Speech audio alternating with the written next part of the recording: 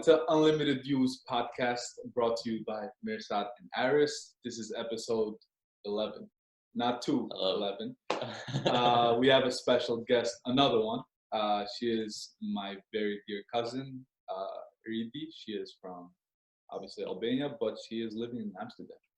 Welcome to the show. Yeah, thank you for doing this with us, Ridi. Thank you for having me, guys. How's everything? How you doing? How you been? I'm doing well. I just took a little break for this week after intensive COVID response in the countries where we work. So yeah, I've been resting and sleeping. Yeah, that's great. That's great. So for our viewers to know, what kind of work are you in? So I do humanitarian work. I started in development countries, in countries which need a lot of programs to develop, but then I moved to post-conflict and conflict countries. Mhm. So wherever there is an emergency, be it human-made caused by war and conflict, or wherever there is a natural disaster, I'm one of those many people who will go in and work, train staff, develop programs to help the community recover and restore from all the stress, the loss, the trauma, the abuse that happens, and so on. Oh wow, that's really great. That's amazing. That's a beautiful work. God bless you, and hopefully everything goes well. With everything that happened in what was the Beirut recently. Yeah, That's kind of really insane to think about. it's very How are sad. you coping with everything? It's a very sad situation. Our office was only, I'm currently working for War Child, and the office was only 4 kilometers away.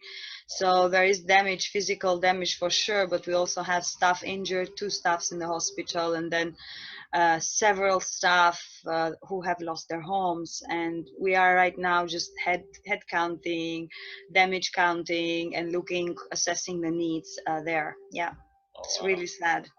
Well, hopefully they get better soon and everything. Thank you. This passes. like right now you're posted up in Amsterdam, right? The office, the headquarters are in Amsterdam, but in my role, I'm a global child safeguarding advisor. I do cover 10 countries who are either in conflict or post-conflict. Like I do cover Syria, for example, through local partners we work in, and I do cover Jordan, Lebanon, Colombia, Sri Lanka, Burundi, a lot of countries. Um, yeah, and it's a privilege. Honestly, it's a work that requires, I say, a soft heart, because you need to feel the passion and the compassion, but also requires a strong heart, not only a heart that can transform the pain that you feel into action and support.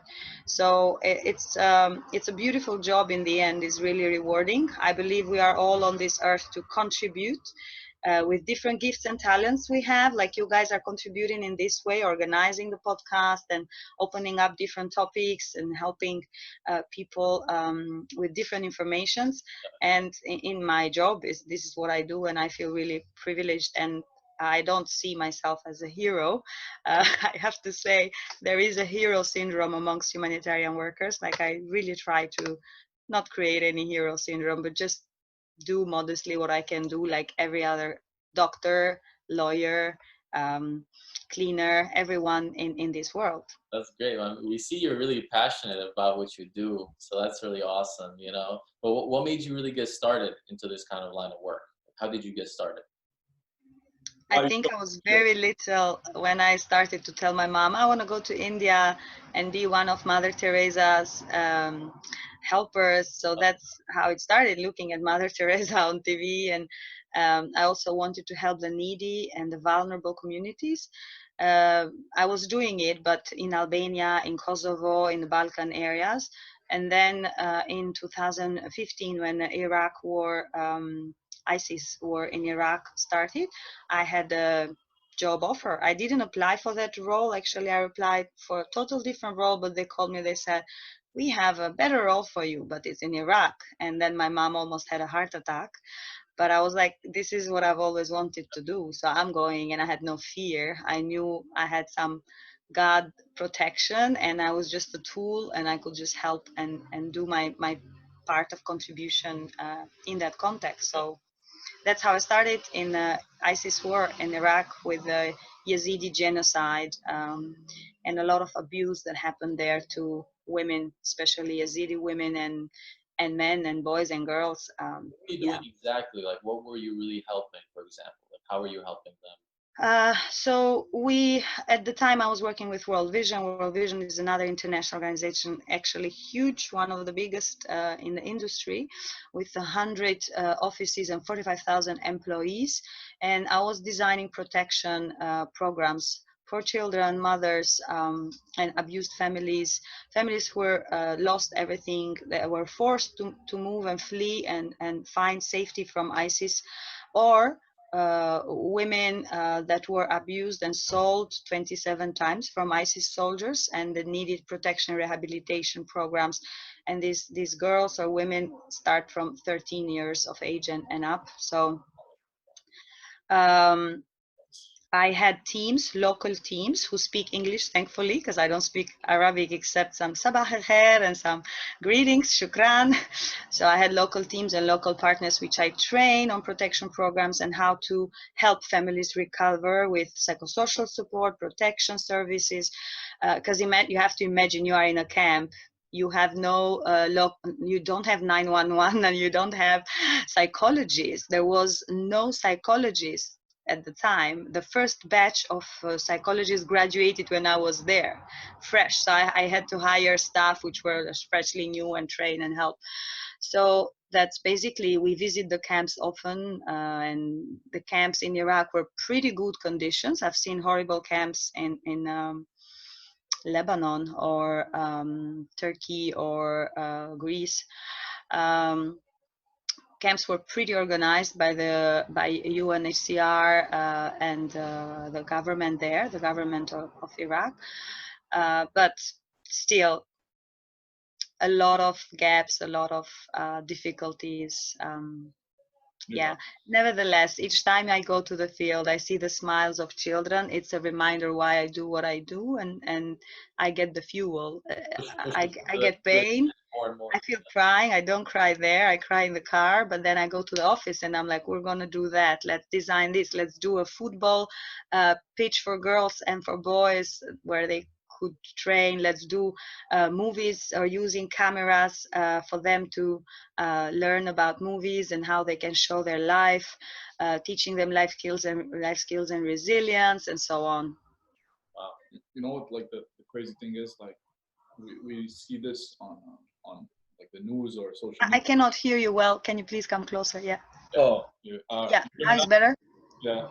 No, I'm just saying, like, it's insane how we look at things like this, like on social media or on the news, and then you're actually like living it. You're there. You see all the chaos, all the, you know, the good and the mistreatment, but obviously it gives you a great pleasure because you're from what you're explaining, it's all about passion for you, and it's amazing to see that, you know, you're in this type of field, and hopefully God guides you to, you know, continue it and safe with everything. Are there a lot of people that are in your position, for example, that are working for these organizations that like, you know, like you said, like you have different groups of people that you're kind of monitoring and helping them? Yeah. There are a lot of international organizations, UN and other organizations, Save the Children, IRC, International Refugee Committee, and Plan International, Caritas, World Vision, World Child. There's a lot of international Red Cross, but there's a lot of local partners, and we try to work with the locals so we can empower them. And when we leave, we have a mission, a mandate, and money, funds for certain periods. But when we leave, we want to empower the local organizations so they can take over the work and they can continue. And they are part of that country, that context. They are more prone to be there for longer term. Is more sustainable. So there's a lot of actors, and you become a family. Like I have colleagues with whom I shared a 1 year and 3 months in the Iraq response that I became like brothers and sisters. They were my family, but also the drivers in the office, they used to invite me, Ridi, you don't have a family, just come on Saturdays, eat with us. And you just eat in the ground, and they are eating with hands in their practices, and you become one with them. You're feeling the respect and the love from local community. You become part of that community, and it's also beautiful. So you meet a lot of international colleagues that become your family and friends, and your coping mechanisms. We used to play board games because we were in lockdown all the time. So when COVID happened and people were, oh, lockdown, for me it was like a piece of cake because So I was 24 hours in lockdown when I was there. so they So they send you like a whole, like for example, they send you to Iraq and you were there for like a year and a half or a year and 3 months, as you said. Like so, whenever something happens, like they'll just send you, or like a group of people like yourself. yes, you are kind of deployed. So once you have a certain expertise with an organization, you're deployed. So I was deployed to Lebanon, when I was deployed to Gaziantep near Syria because I couldn't go inside Syria for security reasons. When I covered the Syria response in Jordan, I was stationed in Jordan for 2 years, covering the whole Middle East affected country from Syria war. So you are there, you have a office headquarters there, but you also have a team house. And in onset of a response of an emergency, when it just happens, there's high security risk. In Iraq, it was a high security risk. Mosul was 10 kilometers away, so I had driver and security guards all the time. I couldn't go to the supermarket walking, and especially being a blonde woman, you have to be very careful. So yeah, like there's a lot of restrictions, and then you have to find your coping mechanisms. How do you deal with stress? Because it's highly stressful environment, and you don't have any family members, and you don't want to call them and tell them, oh, what I have seen. They will not sleep, or stories I heard of abused women. So you don't share with your family. Basically, you just say, I'm really good mom, don't worry, all is fine. And thankfully, the organization do put psychologists that can debrief with you in when needed. And I did have moments when I needed to talk within the organization to just share and let out all the stories that you hear and the incidents that you manage. I also manage incidents or investigate on cases reported. How were your like living conditions too? Because I bet like if it was like in a time of emergency and stuff like that, I'm sure you probably. It's an interesting conversation if we start with the living conditions. Actually, the living conditions are really good. We are placed into some really nice houses there. Of course, sometimes it's a compound, like a safer compound, but the houses are nice with air conditioner. We try to be close to services, like there is a hospital nearby, or like we choose carefully. It's assessed by our security managers, near a gym, near a supermarket. So houses are pretty nice, because the reason being, if we are to live in a very stressful environment after working hours, then you will burn out very quickly. Then you are not a healthy individual anymore to be able to give to your staff, which is looking at you for support. So in the beginning, I felt like, oh, this is too extreme. I visit the camp and I see 48 grade Celsius people in the tent, eating in very poor conditions. And then when I go in my home with AC, I'm like, I don't feel good. But I understood the rationale. It's necessary to keep me healthy, to keep me living. Yeah. Makes sense. It makes sense. No, that. So like, in when you go there, basically, uh, like your life is not in safe hands. I mean, obviously you take security measures, but literally it can be like, God forbid, like an explosion or something like that, and you're just there, right? Anything can happen. Like when you accept such jobs, I signed for the first time the who would be the person to be notified of my death. And I didn't tell this to my mom, but I put my sister's name. So anything can happen. So you assume that anything can happen, and you have like someone who is your emergency point, focal point, who will take your will or whatever. You put those all down in paper and you sign for it. But I never feared, honestly. I knew I have higher power protection, and I'm just there to do work. One moment I feared was when I went in Kirkuk, I was for 3 months trying to set up schools for internally displaced people. It was thousands of children without school for more than a year, and I was going to the offices of Ministry of Education in Kirkuk, but Kirkuk was taken by ISIS, one of the first areas, because of the oil. It's very rich with oil. So I was going in, and each time I went in, there was a suicide explosive bomb in the government areas. ISIS was attacking the government buildings. So I'm like, okay, I have to tell my sister at least that today I'm going to Kirkuk. There might be news, just to let you know. But I didn't really fear. I had a security that nothing will happen, and I just kept doing my work, and it went all well. And Iraq now is free from ISIS. The war is over, thankfully, but I could see shooting from 10 kilometers. Sometimes the convoy would just stop and wait for everything to finish for us to continue our way. So yeah, the risk is there. It's there. That's why these are positions that are treated well with other benefits. You do have a wellness package, let's say, to compensate.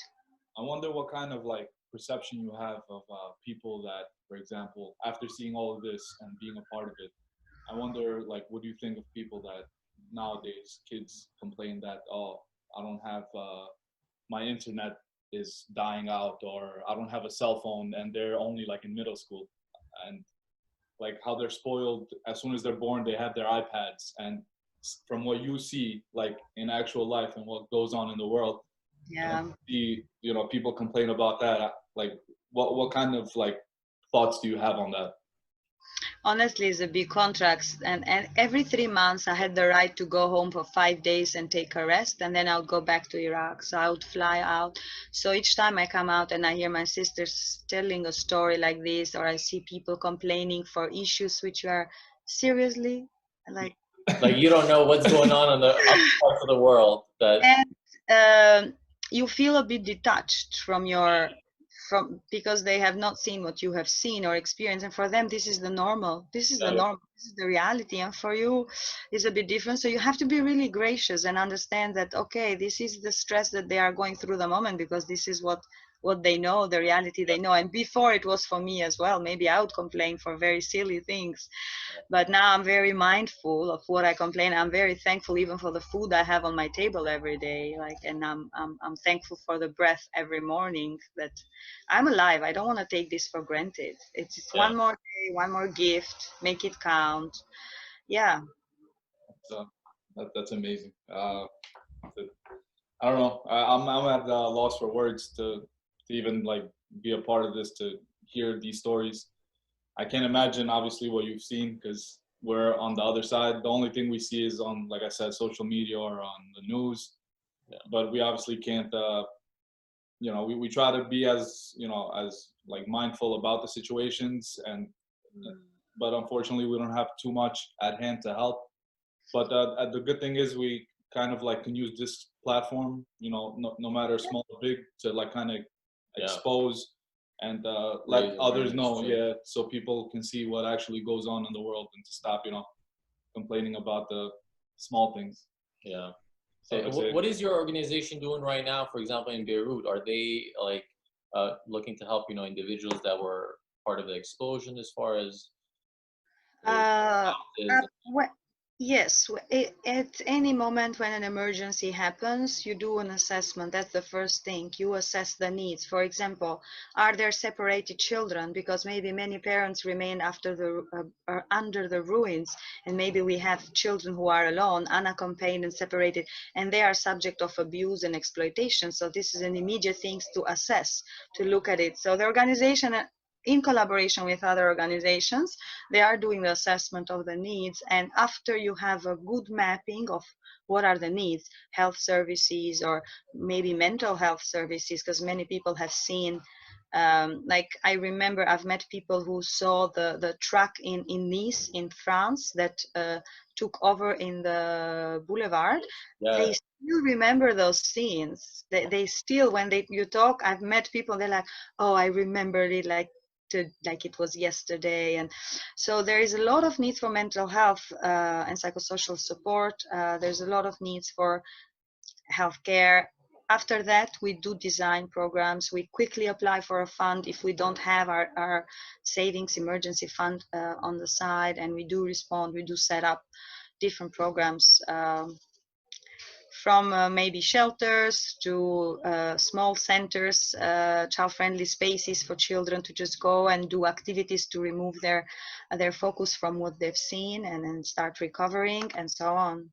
So at the moment, I cannot say. It's just 3 days fresh. It will take like a week to come up with proper program interventions. I see. So as far as like funding, if you can talk about it, you get, it's basically donations and then obviously what the government gives, or how do you get funds to help It's people? a diversified portfolio. So of course, there is a big pot of money, funds coming from UN, US Department of State, EU, the European Commission, but there is a lot of private fundings as well. For example, World Child is really good in raising private funding. They do have ambassadors like singers, DJs who will do a whole concert and collect that money and That's great. dedicate it to programming.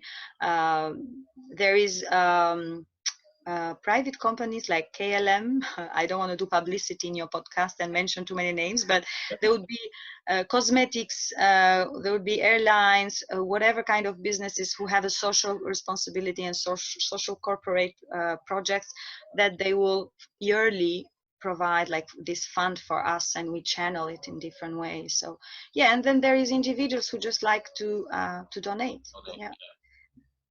Right now what's happening in Lebanon is always the risk of abuse with the donations, so it has to be in safe, secured, triple checked channels. Yeah.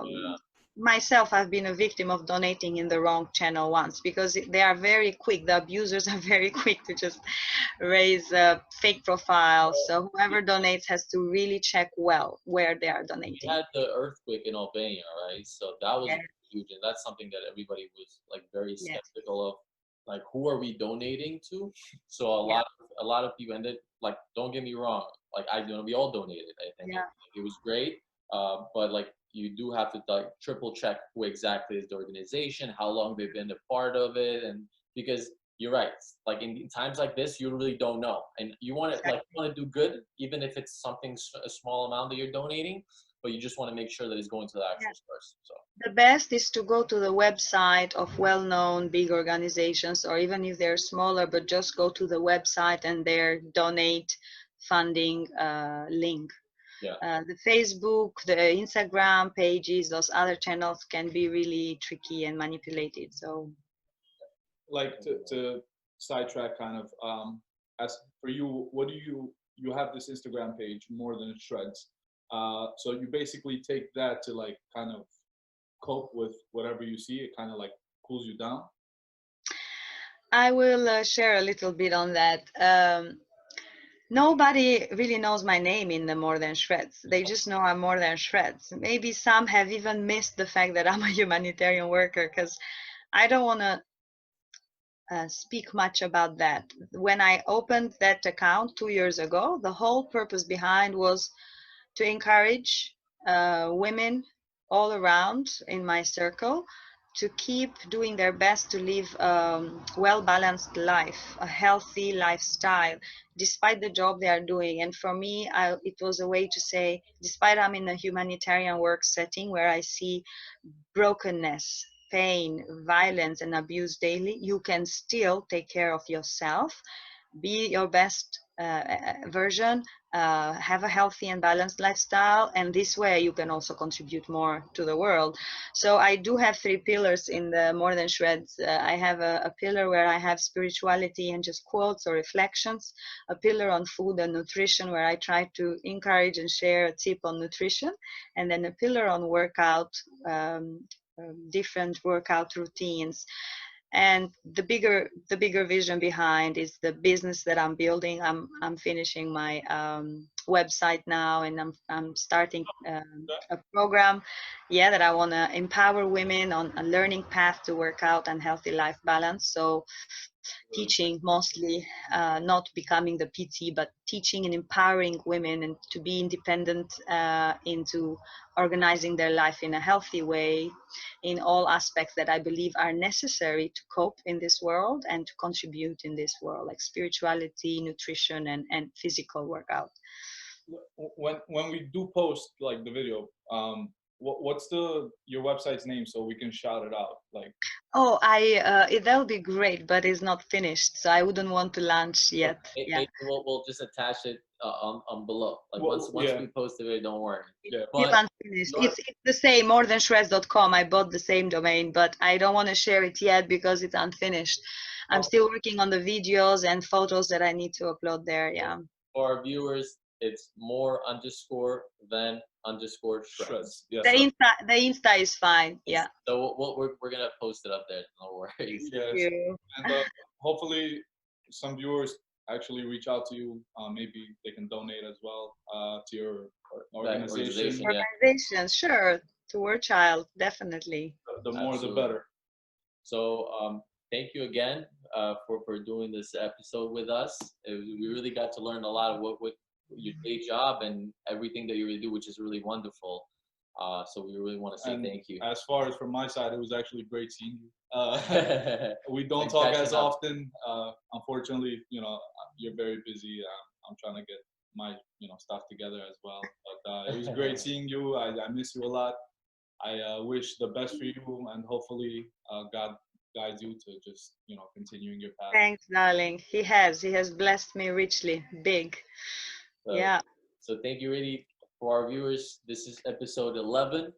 Thank you guys for following. I hope you got to learn a little bit about some humanitarian work, also about donating for good causes. So again, follow Ridi at more_than_shreds. We'll post that up there.